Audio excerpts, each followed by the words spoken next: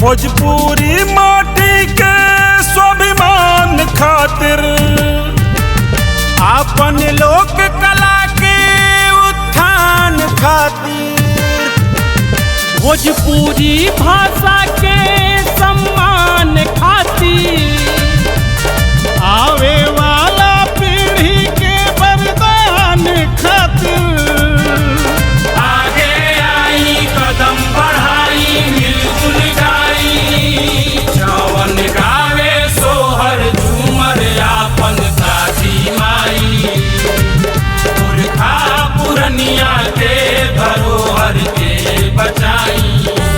जवन गावे सोहर झूमर आपन दादी माई, पुरखा पुरनिया के धरोहर के बचाई।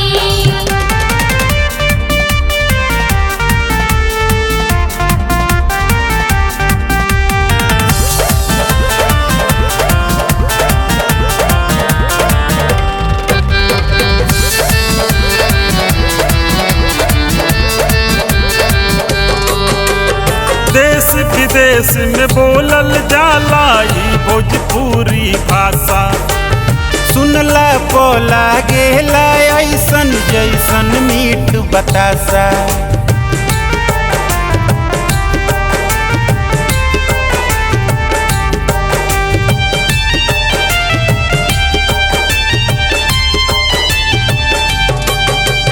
लुका छिपी दोल्हा पाती होला खेल तमाशा, एकर रउआ मान पढ़ाई बुई है बड़ुए आशा।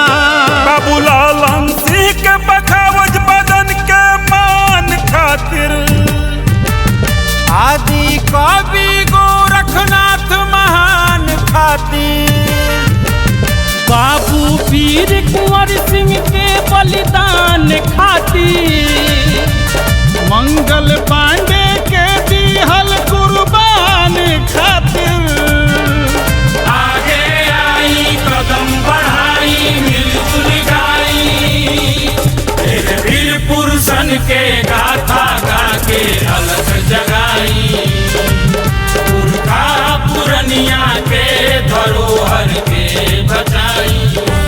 जवन गावे सोहर झूमर आपन दादी माई, पुरखा पुरनिया के धरोहर के बचाई।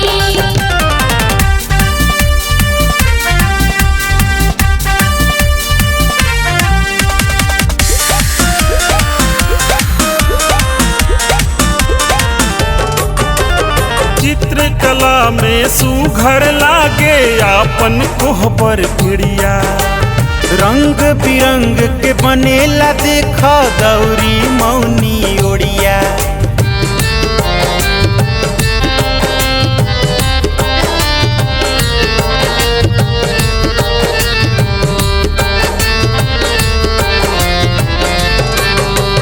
सुने में बड़ी नीमन लागे फगुआ चैत कजरिया, गैया चरावत बिरहा गावे रोपनी होता बधरिया।